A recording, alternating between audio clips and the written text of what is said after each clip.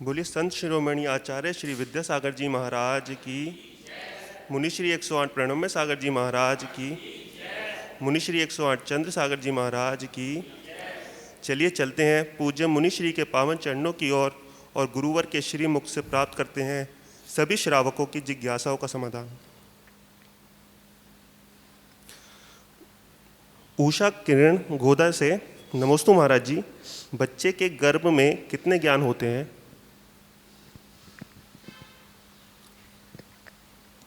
अभी के हिसाब से पूछ रहे हैं, पंचम काल के बच्चे के हिसाब से पूछ रहे हैं, तो हर बच्चे में, हर जीव में दो ही ज्ञान होते हैं, मतिक ज्ञान और श्रुत ज्ञान। तो कोई भी बच्चा हो, है ना, यहाँ तक कि चाहे मनुष्य का हो या पशु का भी बच्चा हो, वो भी अगर संगी पंचेंद्रिय है तो उसमें भी मतिक ज्ञान श्रुत ज्ञान होते हैं। और मतिक ज्ञान श्रुत ज्ञान तो आपको हर बच्चे में देखना है ना। जो बच्चे के रूप में नहीं भी होता है या जो बच्चे की तरह जन्म नहीं भी लेता है, ऐसे सभी सम्मूर्छन जन्म होने वाले जीवों में भी, है ना, चाहे वो संगी हों चाहे असंगी भी हों, तो भी सबके अंदर मतिक ज्ञान और श्रुत ज्ञान, दो ज्ञान तो अपने अपने क्षयोपशम के अनुसार सम्य रहा करते हैं। तो इस काल की अपेक्षा से आप पूछ रहे हैं, तब तो मनुष्यों में सब में मतिक ज्ञान और श्रुत ज्ञान ही होते हैं। और अगर विशेष रूप से आप जानना चाहते तो वो तो आपको पता भी होगा कि तीर्थंकर आदि जो बालक होते हैं वो गर्भ में 3 ज्ञान के साथ में आते हैं, तो उनके पास 3 ज्ञान होते हैं, बाकी किसी के लिए और कोई नियम नहीं है। ऋचा जैन मुजफ्फरनगर से, आप नमोस्तु महाराज जी, आपके अथाह ज्ञान को नमन। आप अपने ज्ञान के क्षयोपशन में कमी के कारण कुछ जिज्ञासाएं हैं। पहली जिज्ञासा, आपने बताया कि सबसे जघन्य ज्ञान पर्याय ज्ञान को लब्ध्याक्षर कहते हैं।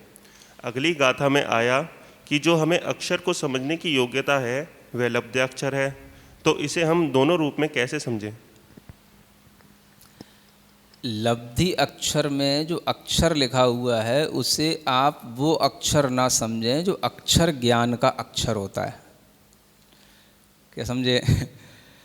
लब्धि अक्षर का मतलब होता है, अक्षर का मतलब वहाँ पर अक्षत शब्द, अक्षय शब्द पर्याय अर्थ से है। अक्षर का मतलब क्या है? जिसका क्षरण ना हो, जिसका क्षय ना हो, जो उतना नियम से बना रहे, उसको कहते हैं अक्षर। ठीक है ना। तो एक ही शब्द का अर्थ अलग अलग भी समझना होता है प्रसंग के अनुसार। तो लब्ध्य अक्षर का मतलब क्या हो गया? जो जघन्य पर्याय ज्ञान की जो लब्धि मिली है वो उसके लिए उतनी अक्षर हो गई, क्योंकि उससे कम नहीं हो सकती है। उसका भी कभी विनाश नहीं हो सकता है, उसका कभी क्षरण नहीं हो सकता है, उससे कम कोई ज्ञान नहीं हो सकता है। इसलिए उस ज्ञान का नाम क्या दिया गया? लब्ध्य अक्षर, है ना।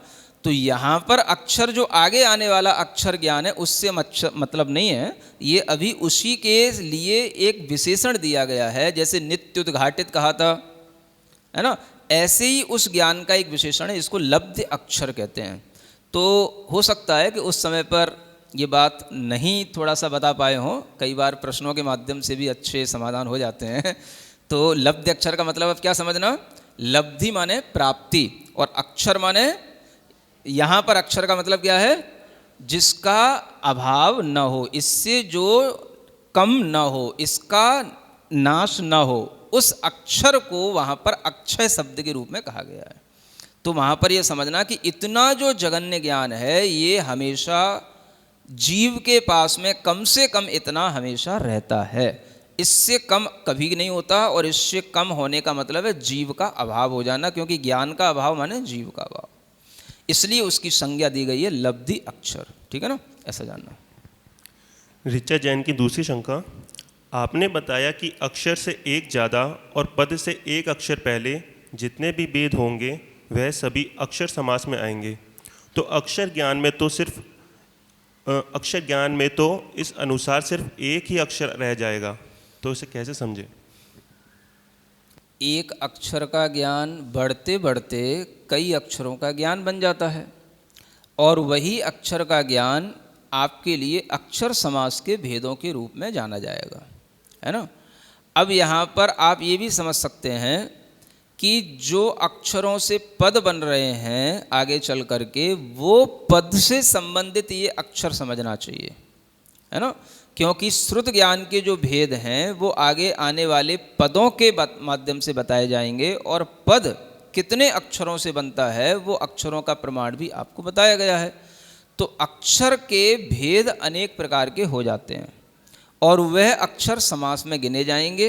तो एक अक्षर से लेकर के जितने अक्षरों तक में वह पद की प्राप्ति ना हो जाए, तब तक के भेदों का स्वरूप सब अक्षर समास कहलाएगा।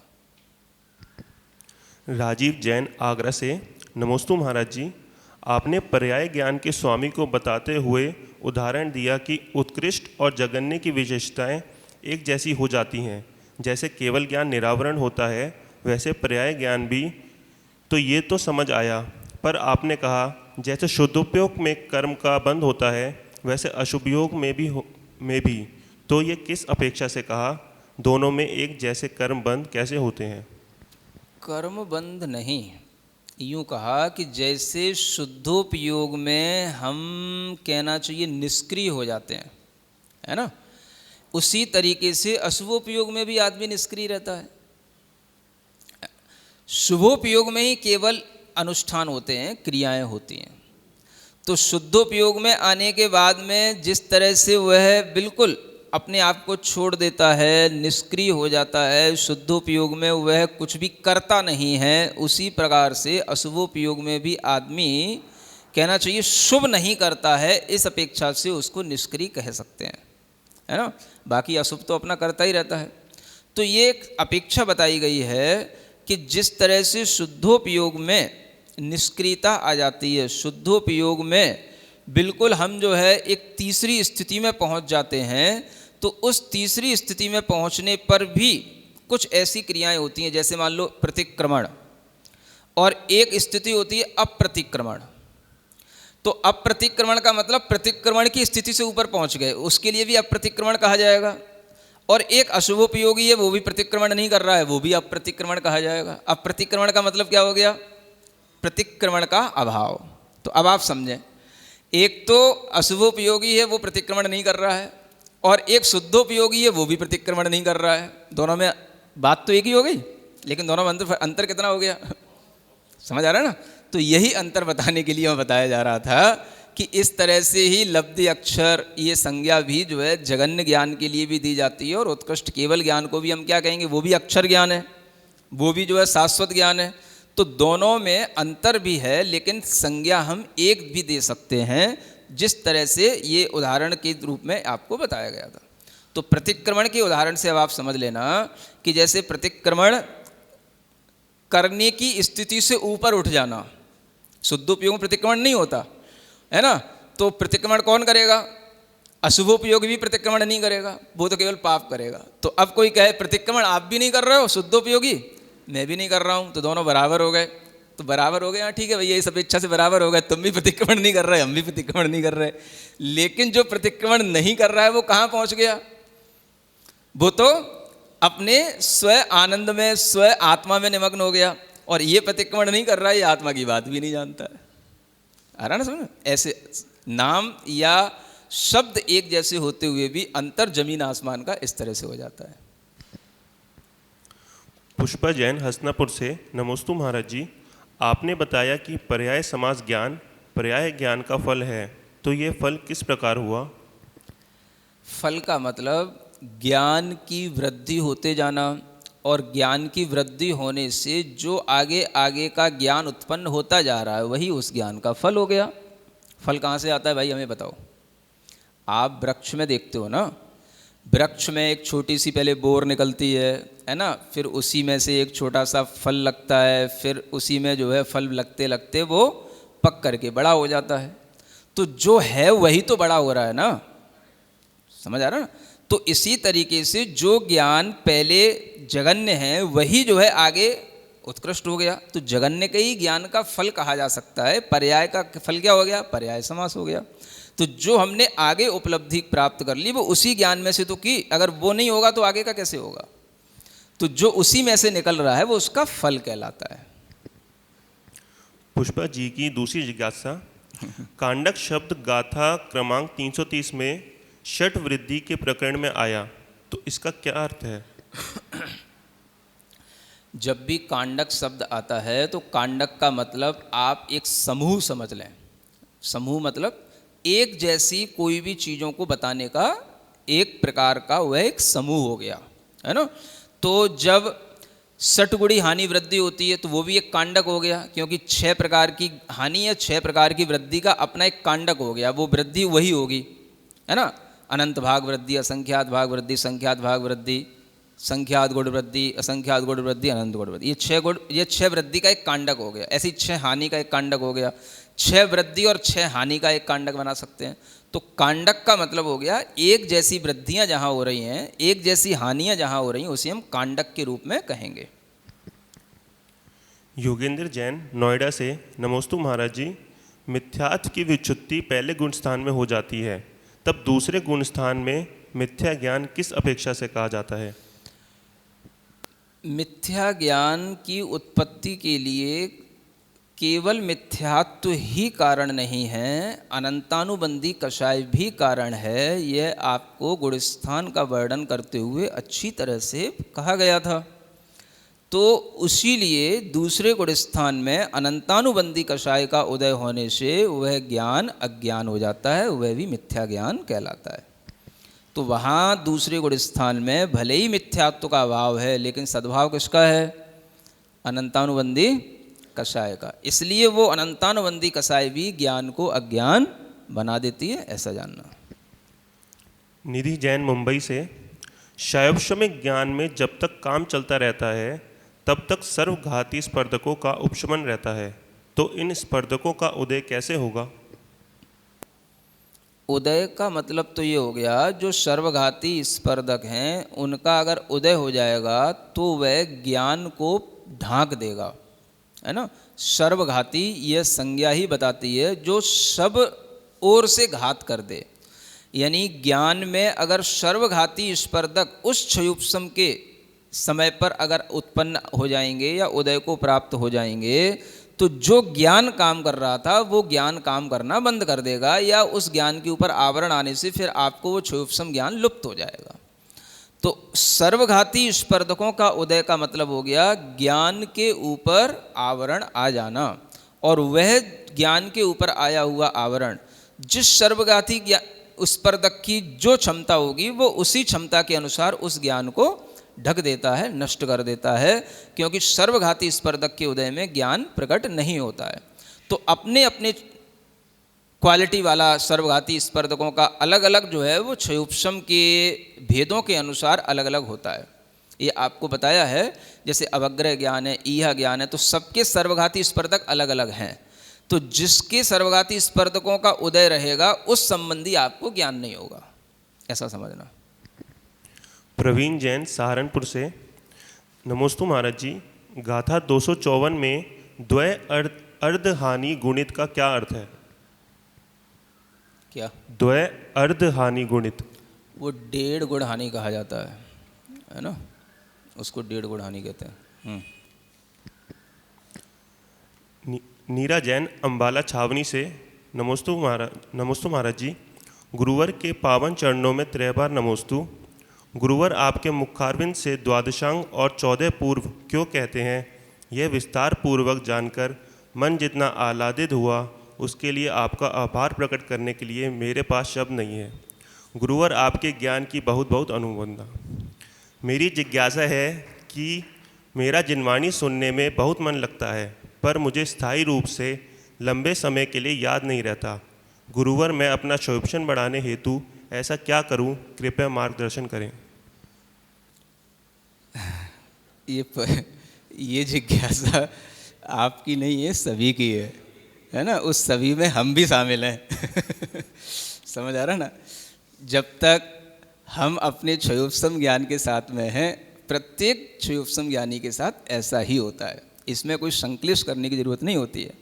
हम भी कई बार जो चीज़ों का अभ्यास, जिन शास्त्रों का अभ्यास करना छोड़ देते हैं, वो चीज़ें फिर अपने दिमाग से भी ओझल होने लग जाती हैं। तो एक ही बात रहती है कि हम उस चीज़ को अभ्यास में बनाए रखें, रिवीजन बनाए रखें, है ना। तो आपको ज्ञान बढ़ाने के लिए क्लेश नहीं करना है, भाई मुझे ज्ञान नहीं हो रहा है, मैं बड़ा क्लेशित हो रहा हूँ, दुखी हो रहा हूँ। दुखी नहीं होना है, आपको सुखपूर्वक प्रसन्नता के साथ में बस ज्ञान की प्राप्ति का अभ्यास करते रहना है। वो अभ्यास अपने आप आपके ज्ञान के क्षोभशम की वृद्धि में सहायक हो जाएगा। तो यही एक उपाय होता है कि हम जिनवाणी का विनयपूर्वक अभ्यास करें, उसको निरंतर सुने, आपके क्षोभशम में वृद्धि होगी। यही एक तरीका है और इसके अलावा कोई तरीका नहीं समझ में आया मेरे को। विंध्या जैन यूपी से। नमोस्तु महाराज जी, मैं ऑनलाइन पाठशाला में काफ़ी सारे बच्चों और बड़ों की धर्म की क्लास लेती हूँ, जिससे उनमें धर्म के संस्कार आए, जिसमें काफ़ी सारा समय जाता है और मैं अपनी खुद की धर्म की ऑनलाइन क्लास जो चल रही है वो नहीं ले पाती। तो कृपया मेरा मार्गदर्शन करें कि क्या ठीक है, अपना अध्ययन करना या दूसरों को अध्ययन कराना, क्योंकि समय सीमित ही होता है। समय सीमित है, ये बात ठीक है, लेकिन यदि आपके अंदर ऐसी इच्छा है कि हमें भी कुछ सीखना है, एक तो वो चीज़ हो गई कि जो चीज़ हम सीखे हुए हैं वो दूसरों को सिखा रहे हैं, और एक हमारे अंदर इच्छा है कि हमें भी कुछ नया सीखना है। तो आपके लिए मान लो रोज़ाना टाइम नहीं मिलता है, आप कभी कभार अपने लिए इस तरह से प्लान कर सकते हैं कि जो कोई भी बच्चे हैं रेगुलर बेस पर तो 12 महीना कोई भी नहीं पढ़ता है, समझ आ रहा है ना। आप कभी कभी टाइम निकालें, या बच्चों के लिए भी उस दिन छुट्टी रखें, कुछ दिन, 4 दिन की, 6 दिन की, 3 दिन की कुछ छुट्टी रखें। उन छुट्टियों के दिनों में आप अपना अध्ययन करें, ऐसा संभव है। क्योंकि आपके लिए अगर मान लो उतना ही टाइम है, या तो हम बच्चों को पढ़ा लें या खुद पढ़ लें, तो फिर आपको कुछ दिन के लिए बच्चों को भी रेस्ट देना पड़ेगा, ताकि उनके लिए भी थोड़ी सी नई ऊर्जा आ जाए। और बच्चों को इस तरीके से छुट्टी मिलती है ना, तो वो ज़्यादा खुश होते हैं और उनके लिए भी एक नई ऊर्जा मिलती है। तो इस तरह से आपके लिए भी समय आ जाएगा और उनका भी काम बन जाएगा, और वो भी बच्चे आपको अच्छा कहेंगे कि अच्छी मैडम है, हमको छुट्टी भी देती हैं, तो ये भी उनके आपके लिए अच्छा होगा। तो ऐसे करके अपने टाइम को मैनेज कर सकते हैं। राजेश जैन। नमोस्तु गुरुदेव। जैसा गुरुदेव ने कहा कि तीर्थंकर भगवान के शमो शरण में बैठकर दूसरे जीवों के भाव भी बदल जाते हैं और उनके मन से हिंसा दूर हो जाती है। यह एक जीव द्रव्य का दूसरे जीव द्रव्य के ऊपर उपकार है, जैसे कहा गया है परस्परो उपग्रहो जीवानाम। क्या इसका मतलब ये नहीं कि जीव द्रव्य के ऊपर ही प्रभाव डाल रहा है? कृपया शंका का समाधान करने की कृपा करें। तो इसमें दिक्कत की क्या बात हो गई? जो आपने प्रश्न किया है वो प्रश्न ही अपने आप में सही है, और उत्तर भी उसका वही है जो आपने क्या के रूप में ज़बरदस्ती कह दिया है। क्या क्यों करना? जीव जीव के ऊपर प्रभाव डालता है, इसे हमें 100% स्वीकार करना चाहिए, क्योंकि यही निमित्त नैमित्तिक संबंध कहलाता है। इसको आचार्यों ने क्या कहा है? हाँ, निमित्त नैमित्तिक संबंध, निमित्त नैमित्तिक प्रभाव, इसी का नाम होता है। तो अगर किसी के निमित्त से किसी के ऊपर कोई प्रभाव नहीं पड़ा तो फिर वो निमित्ती किस बात का? समझ आ रहा है ना। सूर्य का उदय हो और कमल ना खिलें तो फिर सूर्य के उदय का मतलब ही क्या है? तो निमित्त का प्रभाव तो पड़ता ही है। अगर निमित्त का प्रभाव नहीं पड़े तो हम अपने बच्चों को चोर डाकुओं की संगति में ले जाने से क्यों बचाते हैं? हम उसे सिगरेट और ड्रिंक करने वाले लोगों से, पीने वाले लोगों से क्यों बचाते हैं, अगर निमित्त का कोई प्रभाव नहीं पड़ता है? तो ये तो हमें समझना चाहिए कि जैसे निमित्त होते हैं वैसे ही निमित्तों का हमारे ऊपर प्रभाव पड़ता है। जीव का प्रभाव भी जीव के ऊपर पड़ता है, और इस तरह की स्वीकारता में कहीं कोई शास्त्र की विपरीतता कुछ भी नहीं है, और कुछ भी इसमें आपको आगम विरुद्ध नहीं समझना चाहिए। ये तो परस्परोपग्रहो जीवानाम सूत्र से स्वयं आचार्य महाराज ने कही दिया है, तो इसलिए इसको हृदय से पूर्णतया स्वीकार करना चाहिए। आयुष जैन मध्य प्रदेश से। नमोस्तु महाराज जी, मेरी जिज्ञासा है कि क्या गतिबंध तत्काल समय के परिणामों से हो जाता है, या गतिबंध के समय हमारे पूरे जीवन के भावों का भी आंकलन होता है? जैसे जीवन भर अच्छे परिणाम रखने वाला मनुष्य अगर गतिबंध के समय कुछ समय के लिए परिणाम बिगाड़ लें तो क्या उसकी दुर्गति हो जाएगी? ये आपको बताया गया है कि गतिबंध से ज़्यादा महत्वपूर्ण आयुबंध होता है, और आयुबंध के समय पर जो परिणाम होते हैं वही महत्वपूर्ण होते हैं, वही महत्व के होते हैं, और वही अपने जीवन में कुछ मायने रखते हैं। तो आयुबंध के समय के परिणामों की मुख्यता है। अब जो व्यक्ति अपने जीवन में अच्छे परिणाम बनाए रखता है तो उसके लिए ऐसा बहुत कम होता है कि आयु बंध के समय पर उसके परिणाम खराब हो जाएं, है ना। इसीलिए व्रत आदि की साधनाएं की जाती हैं कि उनका परिणाम उस लेवल से ऊपर उठ जाते हैं जो लेवल एक सामान्य व्यक्ति के होते हैं। तो जो सामान्य व्यक्ति भी होते हैं वो भी अगर अपने जीवन में जो धर्म इत्यादि करते हैं उनके भी प्रभाव अपने रहते हैं, और उनके लिए ऐसा नहीं समझना चाहिए कि आयु का बंध उनके लिए कभी खराब हो जाएगा। खराब नहीं होगा, जो भी हो अगर हो भी गया मान लो गलती से, तो उस गति में भी वो सर्वोत्कृष्ट भाव को प्राप्त करेगा जिसके पास में पुण्य होता है ना। मान लो अगर वो त्रियंश गति का भी बंध हुआ तो उसमें भी सर्वोत्कृष्ट भाव होता है, क्या? उत्कृष्ट भोग भूमि के त्रियंश, है ना। तो गति आदि के बंध से ज़्यादा महत्वपूर्ण है आयु का बंध। हमको सिर्फ इतना ही ध्यान में रखना है कि हम अपने परिणामों की संभाल रखें। अब वो कब क्या होगा ये किसी के द्वारा कहा नहीं जा सकता, इसको देखने वाले तो केवली भगवान ही हैं। आज की अंतिम जिज्ञासा राजा जैन कटनी से। हमारी जिज्ञासा है कि अगर ज्ञान आत्मा में होता है तो ऐसी कई घटनाएं देखी गई हैं कि मस्तिष्क में चोट लगने पर याददाश्त चली जाती है। ऐसा क्यों होता है? आखिर मस्तिष्क और आत्मा में कैसा कार्य कारण संबंध है? हाँ, कार्य कारण संबंध है। जो चीज़ें आपस में जुड़ी हुई होती हैं, कोई भी डिवाइस हो, कोई भी जो है मशीन हो, चाहे वो आपका फ्रिज हो, चाहे वो टीवी की मशीन हो, आप देखें कि उसके पीछे एक बहुत बड़ी मैकेनिज़्म होती है, और मैकेनिज़्म के अंदर अगर एक भी वायर थोड़ा लूज भी हो जाता है ना तो पूरा सिस्टम जो है बंद हो जाता है। समझ आ रहा है ना? इतना तो आप समझते हैं ना। तो इसी तरीके से हमारी आत्मा, हमारा शरीर, हमारा मन, हमारा मस्तिष्क, ये सब चीज़ें जुड़ी हुई हैं। कहीं पर अगर कोई भी चोट पहुंची, कोई ठेस पहुंची, कहीं से सिस्टम डिस्कनेक्ट हुआ तो पूरा सिस्टम बेकार। अब आप कहो कि हमने इतनी बड़ी टीवी ला करके रखी, हमने इतना बड़ा उससे केबल कनेक्शन लिया, एंटीना लगाया, बूस्टर लगाया, स्टेबलाइजर लगाया, सब किया, और जो है कहीं से बस एक थोड़ा सा कहीं से तार जो था, मतलब तार भी क्या कहें, जो उस टीवी के अंदर जो आप देखेंगे उसकी जो मैकेनिज्म होती है पीछे, उसमें अगर आप देखेंगे तो कहीं कोई सर्किट के अंदर अगर कहीं थोड़ा सा डिस्टरबेंस आ गया तो वो सब फ्यूज बेकार फ्यूज पड़ी हैं। वो